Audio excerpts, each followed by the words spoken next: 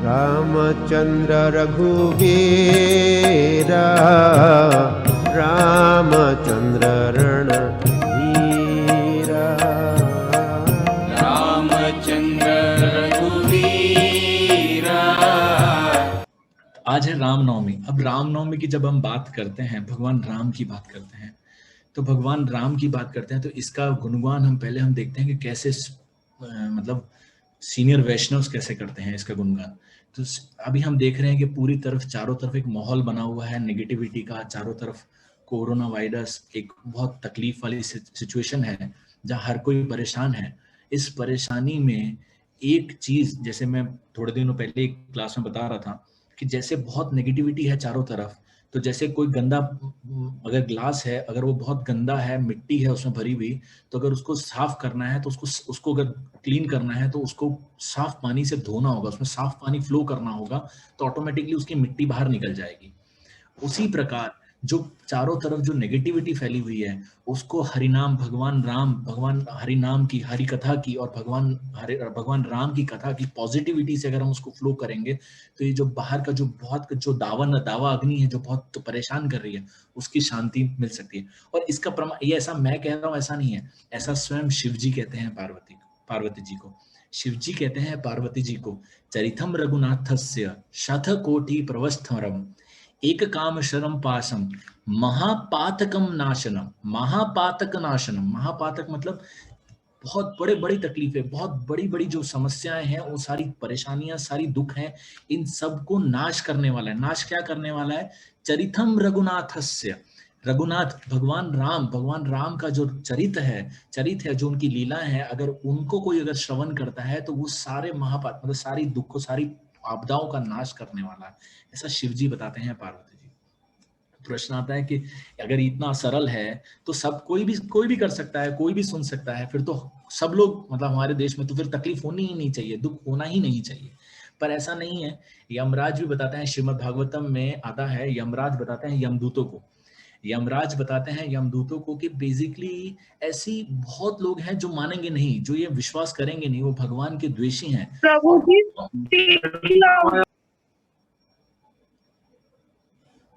Hare Krishna, am I audible?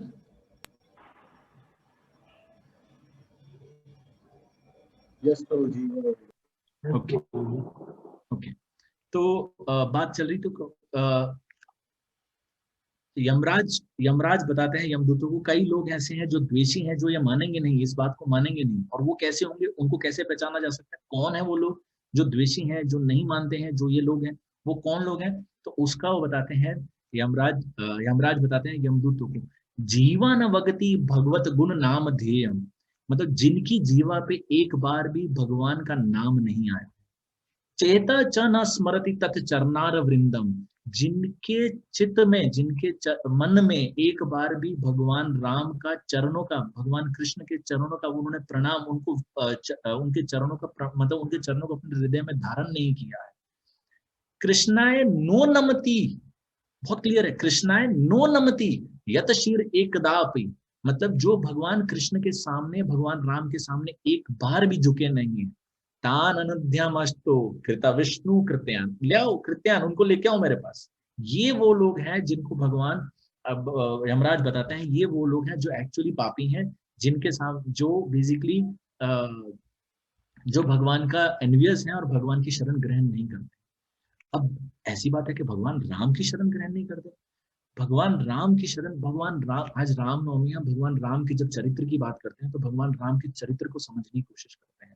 इसका बहुत अद्भुत उदाहरण आता है, जब मैं ये एक जगह से शुरू करते हैं जहाँ पे एक समय आता है जब भगवान राम को कैकेयी माँ और दशरथ जी ने बताया कि उनको भैया जाना है, और क्या बोलते हैं उनको, जब कैकेयी, सबसे पहले आता है कि जब भगवान राम हैं, दशरथ जी हैं और विश्वामित्र जी आते हैं,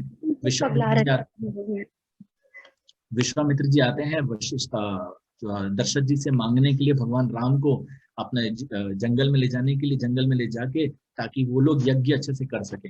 उसके लिए जब वो आते हैं तो वो तब आपस में विचार कर रहे होते हैं, दशरथ जी बहुत उदास हो चुके होते हैं कि उनको ऐसा होता है कि भाई आप मुझे ले चलो, मैं राजा हूँ, मैं चलता हूँ, लेकिन नहीं, वो कहते हैं नहीं, मुझे चाहिए सिर्फ राम। तो जब ये आपस में वशिष्ठ जी, विश्वामित्र जी और दशरथ जी आपस में विचार कर रहे होते हैं, चर्चा कर रहे होते हैं कैसे करेंगे, क्या करना चाहिए, तो उस समय राम वहां पहुंचते हैं। भगवान राम बोलते हैं, दशरथ बोलते हैं बेटा तुम्हें बच्चे हो, छोटे हो, तुम जाओ बाहर। तो अब होता है ना बच्चों को हम बाहर भेज देते हैं। तो भगवान राम बोलते हैं नहीं, मुझे जानना है आखिर ये मेरे विषय में बात हो रही है, और अगर विश्वामित्र जी चाहते हैं, हमारे गुरु हैं, अगर वो चाहते हैं तो मैं उनके साथ जाऊंगा, कोई समस्या नहीं।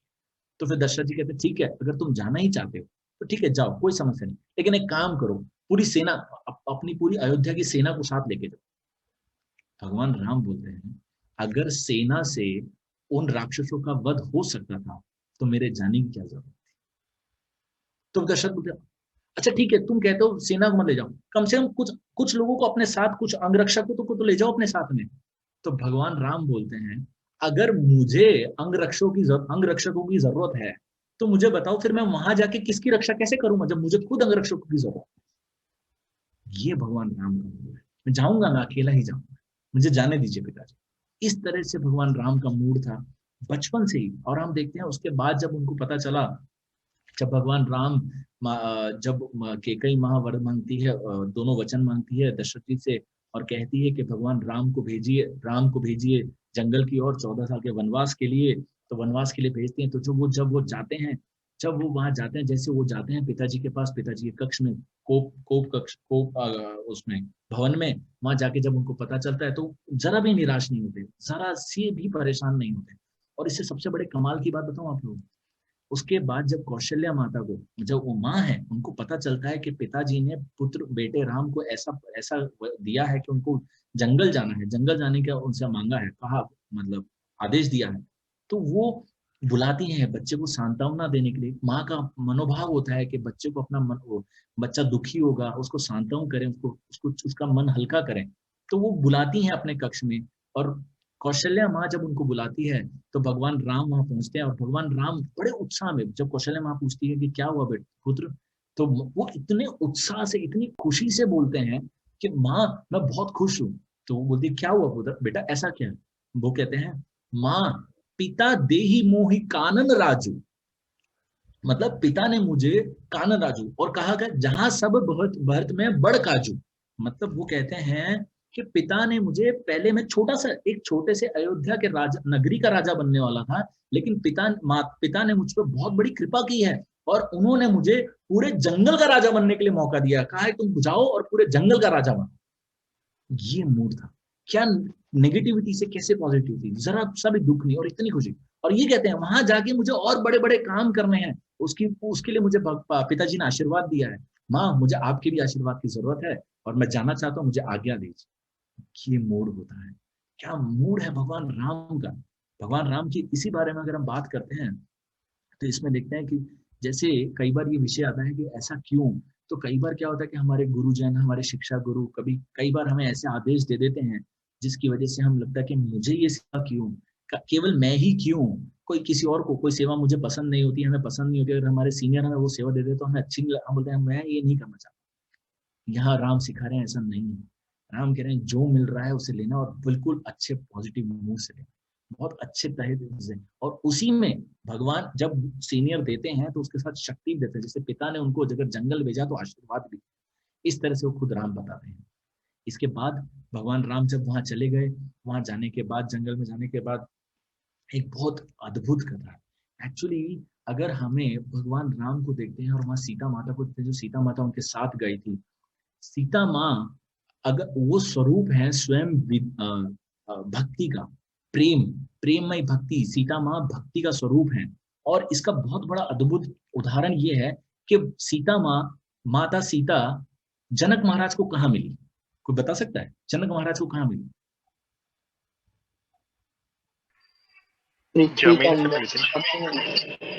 हाँ, जनक जनक महाराज को जनक महाराज को जनक महाराज को सीता माता, जबकि वो राजा हैं, राजा राजमहल में बैठे हैं और राजमहल में बैठे आदेश दे रहे हैं, मैनेजमेंट कर रहे हैं, तब सीता माता नहीं मिली।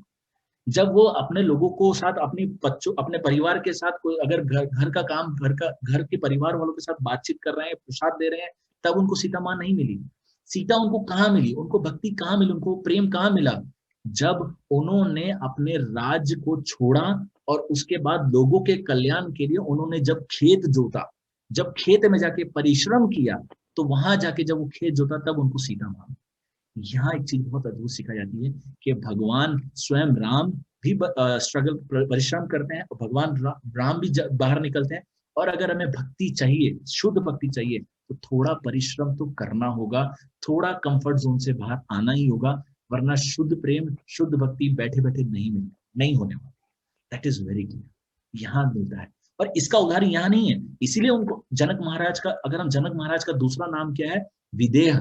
विदेह मतलब जो देह से बाहर है, मतलब जिनकी जिनकी चेतना देह से बाहर है।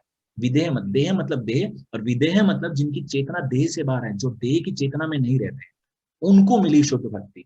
तो जब हमें भी अगर भगवान की भक्ति करनी है, अगर शुद्ध भक्ति, शुद्ध प्रेम प्राप्त करना है, तो ये देह की चेतना से, आसक्ति से बाहर आना होगा। मम, अहंकार जो है, अहम, इससे बाहर आना होगा, अन्यथा ये शुद्ध भक्ति, शुद्ध प्रेम नहीं मिल पाए। इसका बहुत अच्छा एक उदाहरण यहाँ भी आता है। ऐसा नहीं है कि विदेह की बात है, विदेह ही इतना इंपॉर्टेंट है, मतलब विदेह इतना इंपॉर्टेंट है कि ऐसा नहीं है, खाली यहाँ नहीं है। इसका प्रमाण एक और जगह आता है। जब प्रमाण आता है विभीषण, विभीषण जब हनुमान जी लंका जला के वापस आ गए हैं, और जब रावण ने विभीषण को बाहर निकाल दिया है, और वो बाहर वहां से जाके फिर भगवान राम के पास आते हैं और भगवान राम की शरण लेने आते हैं, तो सारा सब सुग्रीव बोलता है इनको शरण में मत लो, और सुग्रीव जी बोलते हैं इनको शरण में मत लो, बहुत सारा कौतूहल चलता है। उस समय खुद भगवान राम विभीषण जी को बुलाते हैं, और भगवान राम विभीषण जी को बुलाते हैं और उनकी परीक्षा उनसे बात करते हैं। उस परीक्षा बात में विभीषण जी एक बात कहते हैं, बहुत अद्भुत बात कहते हैं विभीषण जी। विभीषण जी कहते हैं कि, विभीषण कहते हैं कि आप मुझे बताइए, क्या मुझे आप अपनी शरण में ग्रहण करेंगे? बहुत अद्भुत बात है कि वो कहते हैं कि आप मुझे अपनी शरण में ग्रहण करेंगे। तो बोले क्यों नहीं करूंगा? भगवान राम बोलते क्यों, तुम्हें संदेह क्यों है? तो बोले संदेह इसलिए है क्योंकि आपने जामवंत जी को वचन दिया है, आपने जटायु जी को वचन दिया है कि मैं दशानन को और उसके कुल के पूरे कुल को खत्म कर दूंगा, पूरे कुल का नाश कर दूंगा, किसी को नहीं छोड़ूंगा। उसने जो किया उसके बाद उसको पूरी सजा दूंगा, मैं किसी को छोड़ूंगा नहीं। तो एट द एंड तो मैं भी तो उसका भ्राता हूँ।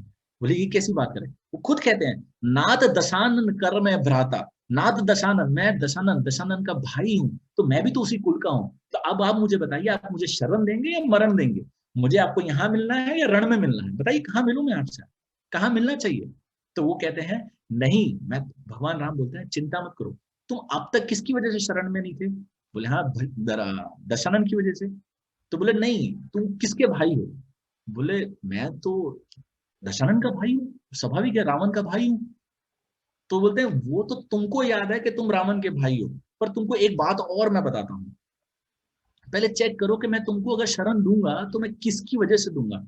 इसलिए नहीं कि तुम कहते हो कि तुम दशानन के भाई हो, पर एक और जन है जिसने तुम्हें भाई कहा है, और मैं उसकी वजह से तुमको शरण दूंगा। तो वो बोलते हैं कौन? तो वो बोलते हैं तब हनुमंत कहा सुनु भ्राता। जब हनुमान जी लंका गए थे, जब विभीषण के कक्ष में गए थे, तब उनसे कहा था, तब हनुमंत कहू कहा, मतलब हनुमान जी ने कहा सुनो भ्राता, देखई जाहू जानकी माता, मैं जानकी माता को ढूंढता हुआ यहाँ आया हूं, मैं उनके दर्शन करना चाहता हूँ। क्या कहा था? भ्राता। किसने तुमको भाई कहा है? तुम दशानन को भाई बोलते हो, लेकिन हनुमान जी ने तुमको भाई कहा है। और अब उस रिश्ते से और हनुमान जी ने अगर तुमको भाई कहा है, तुम मानते हो वो तुम्हारे भाई? बोले हाँ मानता हूँ। तो बोले अगर वो तुम्हारे भाई हैं, तो जानकी जी ने क्या कहा, हनुमान जी ने क्या कहा? जानकी माता, अगर जानकी माता है, अगर तुम उनके भाई हो, तो तुम्हारे लिए जानकी जी क्या हुई? तो बोले माता हुई। तो मैं क्या हुआ? बोले पिता हुआ। तो पिता हुआ तो उस नाते से मैं तुम्हें शरण दूंगा, दशानन को छोड़ दो। तुम देह की चिंता मत करो, देह से तुम भले उसके भाई होगे, पर विदेह आत्मा से तुम मेरे हो, और तुम्हें मैं शरण दूंगा, चिंता मत करो। ये मूड है हम भगवान राम, ये मूड है भगवान राम का। इस तरह से भगवान राम कितना अद्भुत उनको साथ लेके चलते हैं, और इससे हमें सीखना भी होगा। जब हमारे बीच में जो भक्त होते हैं, जो प्रचारक हैं, वो हम लोगों के पास आते हैं, हमारे खुद के बहुत दुर्गुण हैं, जिसकी वजह से हम देह स्वरूप से हम रावण की श्रेणी से हैं, परंतु वो हमको अपने पास आते हैं, वो हमको अपना मानते हैं, जिस वजह से भगवान हमें स्वीकार करेंगे। इसलिए हमें हमेशा उनका कृतज्ञ होना चाहिए, उनको उनकी बात का आदर करना चाहिए, क्योंकि अगर वो हैं उनकी ही वजह से हमें भगवान स्वीकार करेंगे। बाकी हमारे खुद के तो कर्म ऐसे हैं, अगर हम खुद झांक के देख लें हम कितने पाप किए हैं हम समझ नहीं सकते। तो ये चीज बहुत शिक्षा यहाँ मिलती है, मैं बहुत ध्यान देने की जरूरत है। इसके साथ क्या होता है, एक और लीला मैं इसके आगे बताता हूँ। जब हम देखते हैं, अब एक बात और आती है, जैसे एक समय आता है जैसे भगवान राम सीता माता को ढूंढने के लिए निकले थे।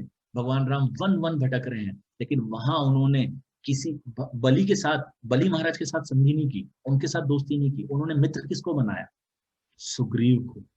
सुग्रीव जो खुद पीड़ित है, जो खुद पीड़ित है, जो खुद परेशान है, उसके पास खुद कुछ नहीं है, वो क्या मदद करेगा? लेकिन भगवान, और जो बलि जिसने तो रावण को ऑलरेडी पकड़ के बांध के घुमाया है, उसको तो हर आराम से हरा सकता है। रावण कोई बहुत बड़ा 30 मार का नहीं था, ऑलरेडी बलि उसको हरा चुका था, तो कोई चिंता नहीं थी। अगर अपनी बुद्धि से सोचे, अगर हम उनकी जगह होते तो सोचते कि भैया बलि से तो संधि करनी चाहिए थी, रावण को तुरंत लेते, हाथ में लेते और सीता माता को छुड़ा देते।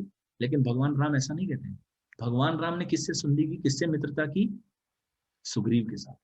तो भगवान यहाँ बहुत अद्भुत मैसेज देते हैं।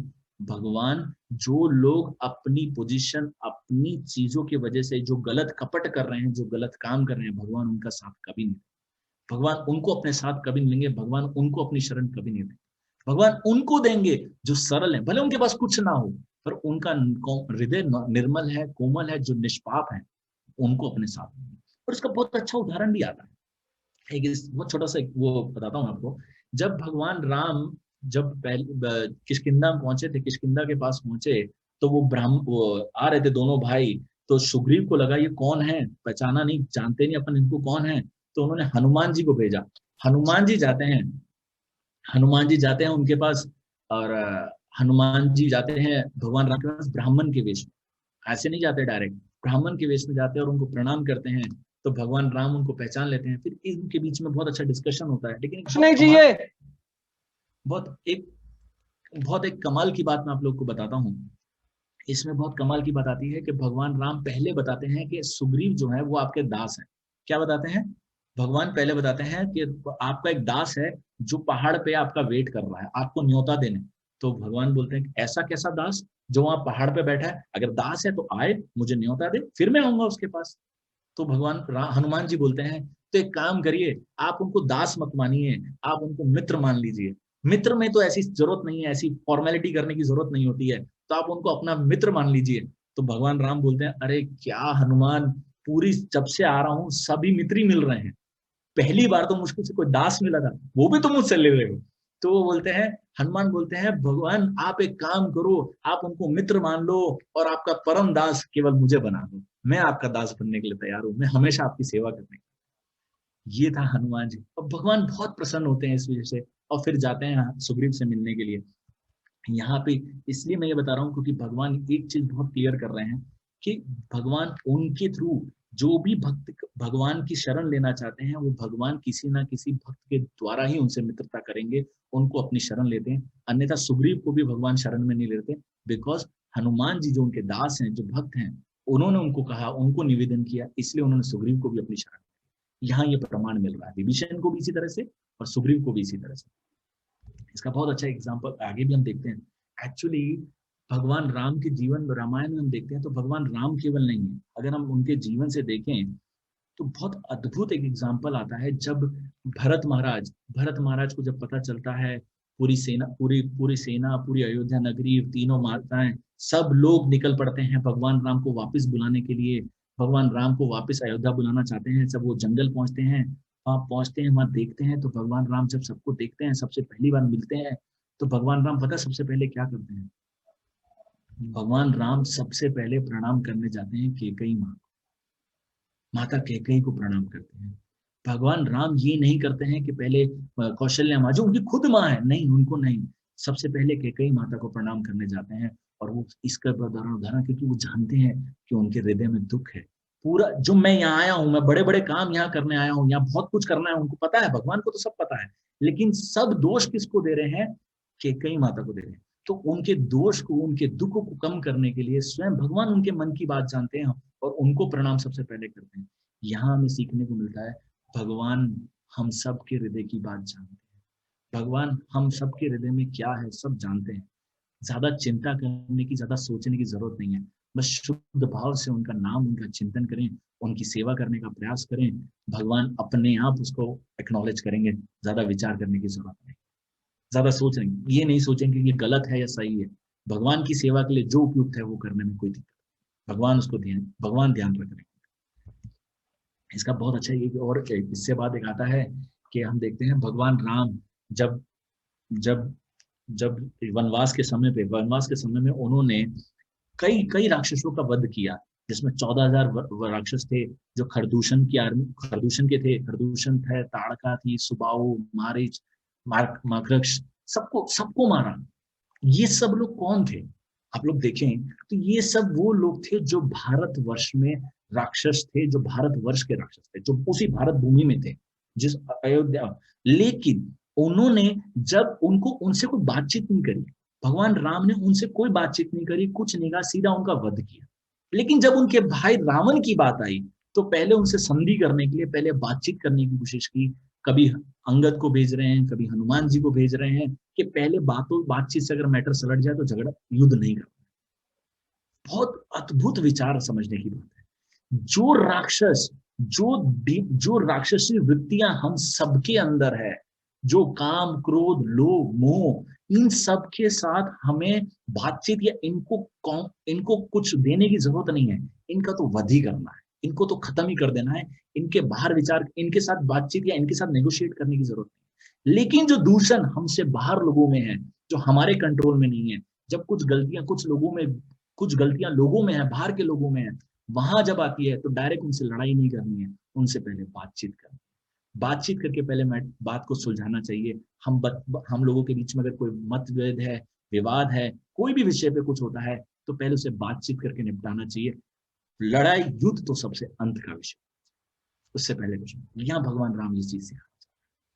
भगवान राम की अगर हम लीलाएं देखते हैं तो एक और चीज बहुत अच्छी आती है उनकी लीलाओं से। अगर हम देख रहे हैं,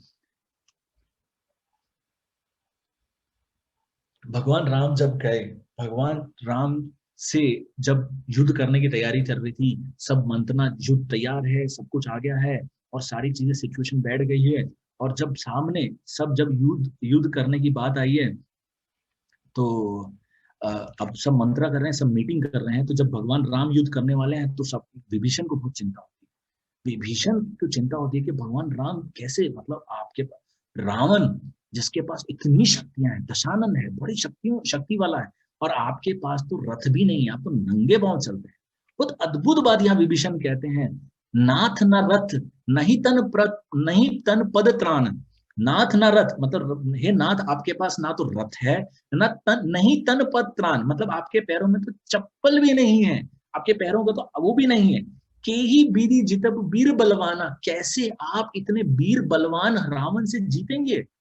तब भगवान राम बताते हैं, विभीषण को जवाब देते हैं, सुनहु सखा कह कृपा निधान। सुनो सखा कह कृपा निधान, कृपा निधान सुनो मेरे मित्र, मैं तुम्हें बताता हूँ। जे होई जे जही जय होई सो स्यदन आन, मतलब बताते हैं कि जो ये मैं तुम्हें बताता हूँ, भगवान कृपा निधान खुद बोल रहे हैं कि चिंता मत करो, मैं तुम्हें बताता हूँ कि एक्चुअली विजय कैसे प्राप्त होती है। विजय इस रथ से प्राप्त नहीं होती है जो उसके पास है, जो रावण के पास है, उस रथ से विजय प्राप्त नहीं होगी।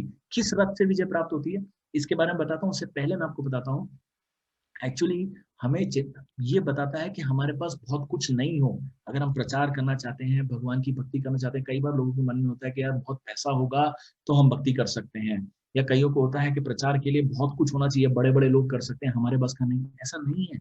यहाँ प्रभुपाद जी के जीवन से देखते हैं, प्रभुपाद जी भी खुद यहाँ जलदूत में चले गए थे, क्योंकि उनको सिर्फ ये था कि उनके गुरु महाराज ने कहा है। और ऐसा नहीं है कि ये एक और चीज बहुत अच्छी कमाल की बात है, भक्ति सिद्धांत सरस्वती ठाकुर जो प्रभुपाद जी के गुरु महाराज थे, उन्होंने विदेशी लोगों को या अंग्रेजी में प्रचार के लिए केवल प्रभुपाद जी को कहा, ऐसा नहीं है।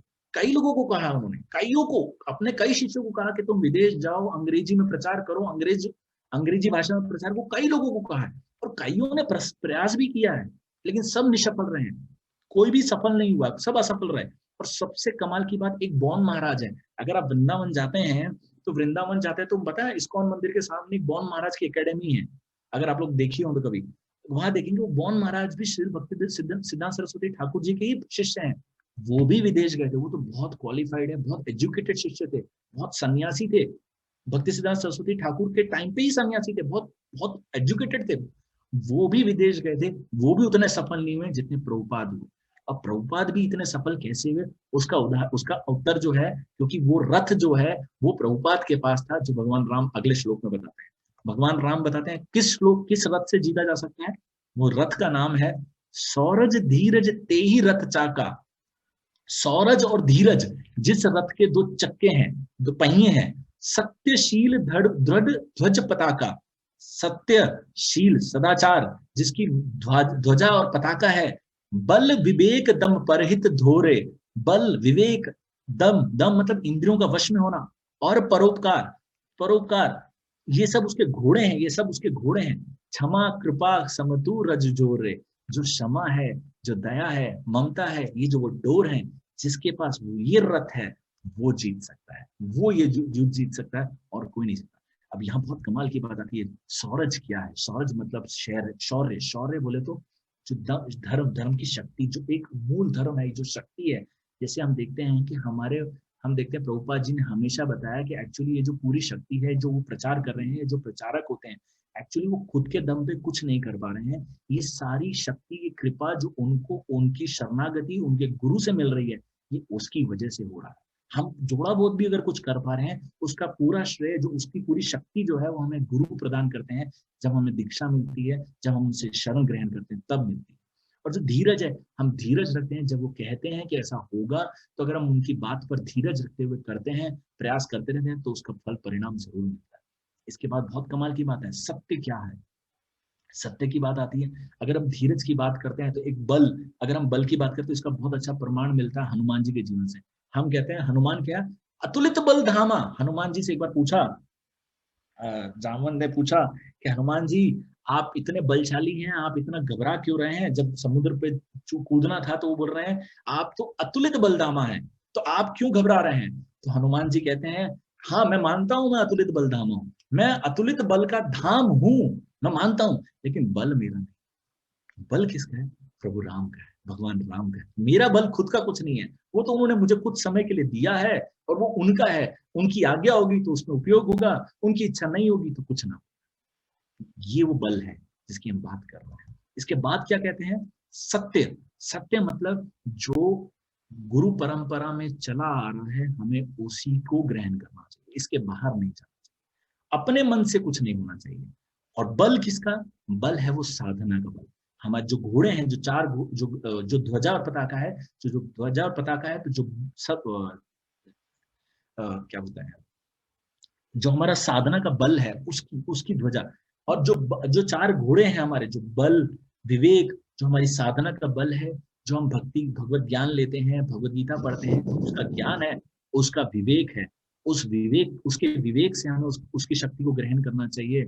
और दम और परोपकार। दम मतलब अपने इंद्रियों को दमन करना चाहिए, इंद्रियों को कंट्रोल करना चाहिए, सेंस कंट्रोल होना चाहिए। और परोपकार, हर एक को परोपकार किए, इसलिए कहते हैं जन्म सार्थक करी कर परोपकार। इसलिए चैतन्य महाप्रभु ने कहा है तो हमको परोपकार भी करना है। जब ये चारों चीज, चार घोड़े और इनके साथ चार डोर कौन सी होंगी? डोर कौन सी होंगी? डोर वो होंगी क्षमा। क्षमा, जब हम किसी को प्रचार करते हैं, कोई गलती करता है तो उसे क्षमा करने की डोर। जैसे प्रभुपाद जी के साथ समय में भी बहुत लोगों ने कई गलतियां की हैं। मुझे से याद है प्रभुपाद जी ने जब पहली बार दीक्षा करी थी, तो जिनको दीक्षा दी थी वो लोग उनकी दीक्षा हो गई, वो लोग अपना उठ के चले गए, और प्रभुपाद जी पूरे हवन सामग्री समेट रहे हैं, और वो लोग अपना प्रसाद देने चले गए। फिर भी प्रभुपाद जी ने क्या किया? उनको क्षमा किया। फिर दूसरा क्या? कृपा की। कृपा, कृपा समता। समता, सबको एक समान समझना। मतलब ये छोटा है या ऊंच है नीच है, ये विचार नहीं करना, सबको एक समाज देखेंगे, समान देखेंगे। इन सब ये दूरी, ये जो समाज, इन चीजों की जो दूरियां हैं, इनको अपने साथ रखेंगे, तो इस रथ पे चल के अगर हम कोई भी काम करेंगे तो सब असफल नहीं होंगे। ये भगवान राम बताते हैं, और यही हमने प्रभुपाद जी के जीवन में भी देखा। उन्होंने यही रथ को, इसी रथ पर चलकर उन्होंने इस्कॉन मूवमेंट खड़ा किया है। वरना बॉन महाराज उनसे बहुत ज्यादा ज्ञानी थे, लेकिन वो उतने सफल नहीं। इसके साथ हम एक चीज और बहुत अद्भुत देखते हैं एक्चुअली ये विचार सुनने में बड़ा अच्छा लगता है कि यार ऐसा है, ऐसा हो सकता है, क्या नहीं है। परंतु हम लोग को क्यों क्यों ऐसा है कि हमको रियलाइज होता है, कई बार प्रश्न हो सकता है इतनी बड़ी बात है लेकिन हमको ये पता है ऐसा है, लेकिन हमको रियलाइज भी होता है लेकिन फिर हम भूल जाते हैं। फिर क्या क्यों ऐसा होता है? उसका बहुत अच्छा एग्जाम्पल देता है। एक व्यक्ति था, वो गया, बहुत पहले जमाने की बात है। एक व्यक्ति था जिसके दांत में बहुत दर्द था। दांत में बहुत दर्द था तो वो गया डॉक्टर के पास। डॉक्टर को बोला, डॉक्टर साहब ये दांत दर्द हो रहा है तो ये दांत क्या कुछ ठीक करिए। तो डॉक्टर बोलता है, देखता है, चेकअप करता है, देखता, बोले ये दांत पूरा जड़ सड़ गया है, इसको निकालना ही पड़ेगा, कोई उपाय नहीं। तो वो क्या कहता है, नहीं नहीं, इसको निकालना नहीं है, ऑलरेडी ऑलरेडी बहुत सारा परेशानी है, ऑलरेडी बहुत परेशान हो रखा हूं मैं, इतना दर्द हो रहा है, मैं ये नहीं सहन कर पा रहा हूँ, तो और दर्द कैसे सहन करूंगा, नहीं हो सकता। तो उस जमाने में तो क्या एनेस्थीसिया नहीं होता था, आज के जमाने में तो एनेस्थीसिया चलता है, तो उस जमाने में एनेस्थीसिया नहीं होता था। तो डॉक्टर ने बोला, अच्छा एक काम बताओ, दारू पीते हो, शराब पीते हो? हाँ पीता हूँ। अच्छा, बोले एक काम करो, कंपाउंडर को बोलते हैं, जाओ एक काम करो, शराब लेके आओ इसके। शराब लेके आता है, शराब देता है उसको, और शराब पीते हैं। तो एक एक पैक बना के देते हैं, वो एक पैक देता है। कैसा लग रहा है? डॉक्टर साहब ठीक लग रहा है, थोड़ा थोड़ा ठीक लग रहा है। बोले एक ग्लास और दो इसको। एक ग्लास और देता है, एक ग्लास और दे देते हैं, तो वो पीता है। डॉक्टर साहब बोलते कैसा लग रहा है? बोले हाँ अभी काफी ठीक लग रहा है। तो बोले ठीक है, एक काम करो, एक ग्लास और लाओ। एक ग्लास और उसको देते हैं, एक ग्लास और पीते हैं। अब वो एक ग्लास पीने के बाद वो पेशेंट जो बीमार था, वो तो भैया सारा दर्द खत्म, अब तो वो पूरे नशे में। अब नशे में आके डॉक्टर बोला, अब कैसा लग रहा है? बोला हाँ अब तो बहुत बढ़िया लग रहा है, अब देखता हूं किसकी ताकत है जो मेरे दांत को हाथ लगा। ये हमारी स्थिति, ये हमारी स्थिति है एक्चुअली। हम सब लोग जानते हैं, ये सब समझते हैं कि एक्चुअली ये बहुत हमारे लिए ये जरूरी है, ये करना है, लेकिन माया के नशे में जब थोड़ा सा बैड एसोसिएशन या कुसंगत के असर में पड़ते हैं, जब ये थोड़ा सा भी संग लेते हैं, तो हमारे को अचानक हम भूल जाते हैं और हम उस संग के उस नशे में ऐसा खो जाते हैं, ऐसा उलझ जाते हैं, उस नशे में हो जाते हैं कि अब लगता है कि ये सब की क्या जरूरत है, मेहनत तो कुछ नहीं, सब मैंने ही तो किया है। वो अहम का अहंकार आ जाता है। इसलिए हमें ये बहुत सीखने की जरूरत है कि हमेशा उस नशे से दूर रहना है, उस कुसंगत से दूर रहना है। इसके बाद एक बहुत अच्छा एक इसके साथ ही मैं बताता हूँ, जैसे जैसे इसमें बताया कि राम एक, जैसे एक और बहुत अच्छा एग्जाम्पल है जो हम लक्ष्मण जी के जीवन से देखते हैं। लक्ष्मण के जीवन से अगर हम देखें तो आप सोचेंगे यार ये तो कहने की बात है, ये कुसंगत है, लेकिन हम देखते हैं जब करने जाते हैं तो लोग हमारे मुंह पे दरवाजा मार देते हैं। और हम हरिनाम माला लेके घूमते हैं तो लोग बोलते हैं क्या कर रहे हो, और कई तो युवा लोग बोलते हैं कि तुम्हारी उम्र है ये सब करने की। और माता पिता तो वैसे ही बोलते रहते हैं कि बार बार करो करो, परेशानी कितना, मतलब कितना दुख है। तो इतने से तो हो जाता है। यहाँ लक्ष्मण के जीवन से हमको एक चीज बहुत अद्भुत देखने को मिलती है। लक्ष्मण जी के जीवन से देखिए, लक्ष्मण युद्ध करने के लिए जब पिताजी से पता चला कि पिताजी ने भगवान राम को बोला है कि अब तुम्हारा राज सिंहासन राज अभिषेक नहीं होगा, तुम्हें वन में जाना है, तो लक्ष्मण क्या कहते हैं? लक्ष्मण कहते हैं भैया बताओ किसको मारना है, किससे युद्ध करना है? एक काम करो भैया, लाओ तलवार, उठाओ धनुष, पिता से लड़ाई करते हैं, युद्ध करते हैं, खत्म करते हैं, वापस राज्य अपने आप ले लेंगे, चिंता मत करो भैया, मैं आपके साथ हूं। कौन बोल रहा है? लक्ष्मण बोल रहा है। किसके लिए? भगवान राम के लिए। अब जब इसकी बहुत विडंबना है, कॉन्ट्रडिक्शन बहुत बहुत अद्भुत है। इसके बाद जब वो भगवान, जब भरत महाराज सब मिल के आते हैं, जब उनको छोड़ के आते हैं जंगल तक, थोड़ा दूर तक, तो उसके बाद जब वापस आते हैं तो दशरथ महाराज जब छोड़ के आते हैं उनसे पूछते हैं कि भाई क्या हुआ, किसने बोला? बोले लक्ष्मण गुस्सा था कि नहीं? बोले हाँ लक्ष्मण तो बहुत गुस्सा कर रहा था, आपके लिए बहुत कुछ बोल रहा था। बोले बस मैं टेंशन फ्री हो गया। बोले क्यों? बोले लक्ष्मण, जब भगवान भैया के साथ लक्ष्मण है ना तो मुझे राम की चिंता नहीं है। बोले क्यों? बोले जो अपने इतनी सी बात के लिए वो अपने पिता पर धनुष उठाने के लिए तैयार हो सकता है, तो वो अपने भैया पे छोटी सी आंच भी कैसे आने देगा? अब मुझे राम की चिंता नहीं। ये वो राम, वो लक्ष्मण। जब बात सीता हरण की आती है, सीता हरण में जब सीता माता के लिए, जब वो लक्ष्मण सीता माता के लिए जब भगवान राम गए हैं हिरण को लेने के लिए, सीता माता की जब आवाज सुनती है, राम लक्ष्मण सीता, तो जब वो सुनते हैं, वो आवाज सुनते हैं, उसके बाद जब सीता माता कहती है जाओ लक्ष्मण भगवान भैया को देख के, तो वो बोलते हैं नहीं जरूरत नहीं है, भैया को कौन कुछ कह सकता है, भैया को कौन कुछ बिगाड़ सकता है। लेकिन सीता माता कहती है कि मुझे मालूम है तुम यहाँ क्यों, मुझे मालूम है तुम यहाँ क्यों आए हो, तुम मेरा भोग करना चाहते, तुम मौका ही ढूंढ रहे थे, इतने सालों से तुम उस मौके की तलाश में थे, तुम इसलिए यहाँ तक आए हो। कितना दुख होता है, किसके लिए किया। एक तो उनके लिए पूरा परिवार छोड़ के आया, फिर कुछ नहीं कहते, ठीक है, रेखा मारते हैं, रेखा करते हैं, चले जाते हैं, वहां जाते हैं, भैया जाते हैं, भैया के पास जाते हैं, भैया के पास मिलते हैं, भैया आप ठीक है, सब कुशल है। तो भैया बोलते तुम यहाँ क्यों मर रहे हो। तो वो तो सीता माता ने बोला कि आपके पास जाऊं। बोले सीता ने बोला तो क्या हुआ, मैंने कहा था तुम सीता के पास रहो, तुमको समझ नहीं पड़ती। और जब वो वहां जाके देखते हैं और जब सीता माता वहां नहीं मिलती है तो इतना गुस्सा करते हैं, इतना गुस्सा करते हैं। तो क्या सिचुएशन होगी लक्ष्मण जी। अरे जिनके लिए मैं पिता पे धनुष चढ़ाने के लिए तैयार था, जिनके लिए मैं अपनी पत्नी को छोड़ के आ गया, अपनी माँ को छोड़ के आ गया, अपने परिवार को छोड़ के, जिनकी सेवा करने के लिए आया, पत्नी की सेवा करता हूँ, पत्नी की रक्षा करने जाता हूँ तो वो बोलती हैं, मतलब भैया की रक्षा करने के लिए भैया के पास जाता हूँ तो वो डांटते हैं। अरे मैं जाऊं तो जाऊं कहाँ। लक्ष्मण ने एक बार भी ऐसा बोला नहीं बोला। लक्ष्मण ने एक बार भी ये बात नहीं कि मैं कहां जाऊं। दोनों तरफ से उसको डांट पड़ रही है, दोनों तरफ से बुराइयां हो रही हैं, चिल्ला रहे हैं, उसको कोस रहे हैं, लेकिन वो बुरा नहीं हुआ, फिर भी उसने दिल से सेवा की। तो आप सोचिए हमारे साथ क्या इतनी परेशानी आई।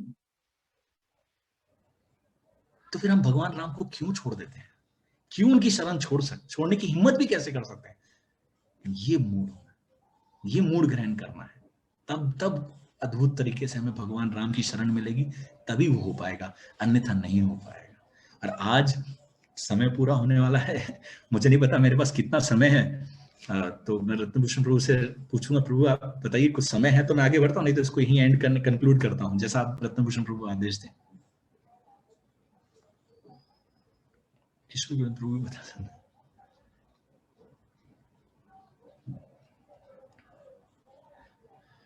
प्रभु अभी थोड़ा समय है। मुझे नहीं पता, मैं आप लोग आप थोड़ा समय दीजिए, अच्छा लग रहा है आपकी कथा बहुत। तो मुझे लग रहा है मैं आप लोग को बहुत बोर कर रहा हूँ, पर मैं कोशिश करता हूँ, देखता हूँ आपका आदेश है, मैं और थोड़ी सेवा करने की कोशिश करूंगा। तो एक और अद्भुत लीला आप लोग को बताता हूँ। भगवान राम के जीवन से जब हम देखते हैं तो एक समय जब हनुमान जी की, मैं एक और बात बताता हूँ जिसमें बहुत अद्भुत बात आती है, बहुत कमाल की बात आती है। जब हम देखते हैं भगवान राम जब गए, उन्होंने सुग्रीव जी को का मदद की, उनको बाहर ले गए, और उसके बाद जब सब लोग जाते हैं अंगद के साथ, और एक कमाल की बात जो लीला आती है वो सोचने वाली बात है, बहुत समझने वाली बात है कि अंगद किसका बेटा था, बलि का बेटा था, ठीक है। अंगद के पिता की हत्या किसने की, भगवान राम ने की। आप ये सोचिए, जिसने उनके पिता की हत्या की और बाद में उनने सेवा किसकी की, पिता की हत्यारे की। एक तरह से देना, कितनी सोचने वाली बात है। अगर कोई हमारे अपने परिवार वाले को या अपने भाई बहन किसी के बारे में कोई एक शब्द भी बोल देता है तो उससे हमारा द्वेष हो जाता है कि नहीं हो जाता है, हम उससे द्वेषी हो जाते हैं। पर भगवान अंगद क्या कर रहे हैं, अंगद उनकी सेवा कर रहे हैं। ये भगवान राम की करुणा है, इतने करुणामयी है कि उन्होंने अंगद को इतने प्रेम से समझाया, सिखाया, और उसके बाद उसमें लीडरशिप डेवलपमेंट की। लीडरशिप डेवलपमेंट का बहुत अच्छा अद्भुत एक तरीका है, मैं बताता हूं कि जब ये लोग मंत्रणा कर रहे थे तो उस समय मंत्रणा कर रहे थे कि अभी क्या करें। विभीषण बोल रहे हैं कि हम पहुंच तो गए हैं, अब युद्ध करना है, कैसे करना है, तैयारी करें। तो भगवान राम बोलते हैं नहीं, मैंने ना अंगद को भेजा है, अंगद को भेजा रावण से बात करने के लिए। अंगद यार मुझे विश्वास है कि वो कर लेगा। अब अंगद जाता है रावण की सभा में, अपनी पूंछ से पूरा आसन बनाता है, उसके सामने लेवल पे जाके बैठ जाता है, और रावण बोलता है क्या तुम जानते हो मैं कौन हूं। अंगद बोलता है हाँ जानता हूं। बोले क्या तुम उस वनवासी के चक्कर में पड़े हो, तुम मेरे साथ आओ, तुम्हारे पिता की हत्या का बदला लेंगे, छोड़ेंगे नहीं उसको। तो बोलता है हाँ बात तो सही है। अंगद बोलता है बात तो बिल्कुल सही है, करना तो चाहिए, बट तुम जानो मैं कौन हूं, मुझे जानो सही। बोला जानता सो हूं। बहुत अद्भुत बात बताते हैं यहाँ पे। अंगद बोलते हैं रावण को, सिंधु तरयो उनका बन रहा। क्या बोलते हैं, सिंधु तरयो उनका बन रहा, मतलब उनका बन रहा मतलब वो बंदर से भी नीचे की बात बता रहे हैं। बन रहा मतलब बंदर से भी नीचे, किसको बोल रहे हैं, हनुमान जी के बारे में बात कर रहे हैं। चाचा है रिश्ते में उनके, लेकिन चाचा के क्या बोल रहा है, बन रहा उनका बन रहा, सिंधु तरयो तुमसे धनुरेक धरी ना गई। मतलब वो कहते हैं बिल्कुल उनका जो बंदर है उसने अपने राम की उनके कहने पे पूरा समुद्र लांग लिया, और तुम एक हो जिससे उनके भाई के द्वारा खींची गई एक रेखा भी पार नहीं की गई। ऐसे है राम, मैं उनके साथ, ऐसे है राम। ये मूड के साथ होता है कि भगवान राम क्या है, इसे समझने की बात। सिंधु तरे उनका बन रहा तुमसे धनुरेक दरी न गई। उसके बाद एक और बहुत अच्छा बताते हैं कि उसके बाद अंगद क्या बोलता है कि उन बानन बाटन, मतलब वो कि उनकी उनका जो बंदर था, जो उनका बानर आया बन रहा, उसने कमाल की बात देखो, उसने पूरी लंका जला दी। और उसमें जलाई कैसे, जलाते हैं तो किस कुछ ना कुछ तो जलाता, उसका भी कुछ ना कुछ जलता है। जैसे अगर आप माचिस से कुछ जलाओगे तो तीली आपकी भी जलेगी ना। आप अगरबत्ती जलाओ या मोमबत्ती जलाओ, पहले तीली तो अपनी जलानी पड़ेगी। तो जली किसकी, उसमें दिया भी, तेल भी उसका, कपड़ा भी उसका, रावण का, सब कुछ उसका, और उसके बाद जली भी लंका किसकी, रावण की। ऐसे हैं भगवान। ये अद्भुत है भगवान राम की लीला। भगवान राम को समझना बहुत अद्भुत है, उनकी उनकी शिक्षाओं को, उनको ग्रहण करना बहुत अद्भुत है। इसी को कंक्लूड करते हुए आपको एक और बात बताता हूं आप लोग को।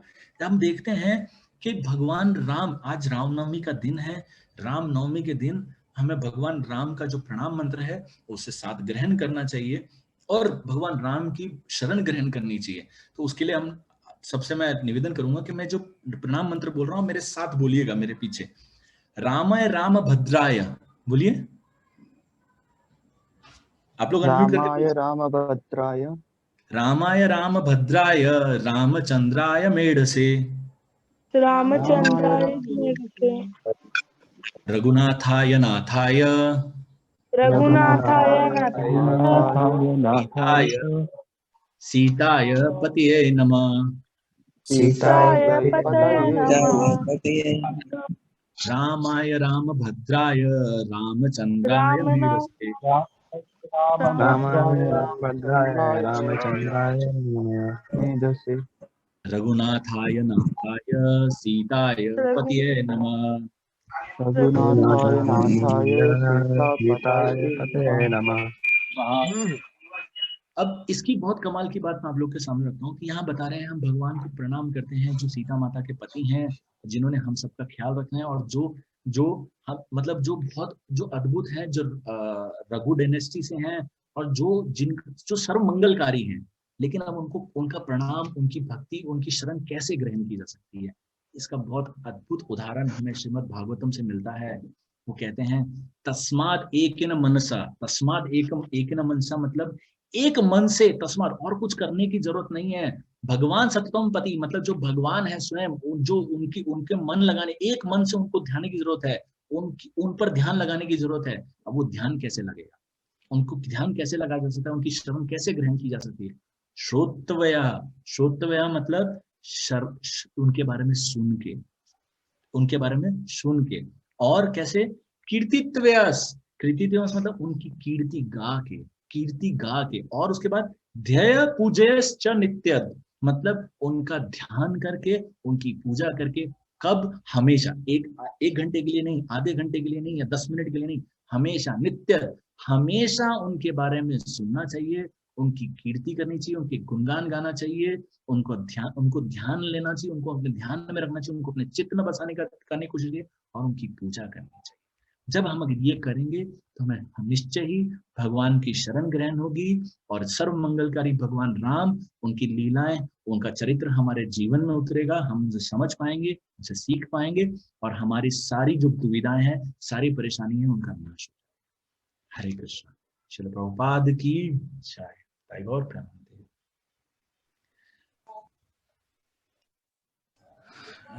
हरे कृष्ण। हरि हरि बोल।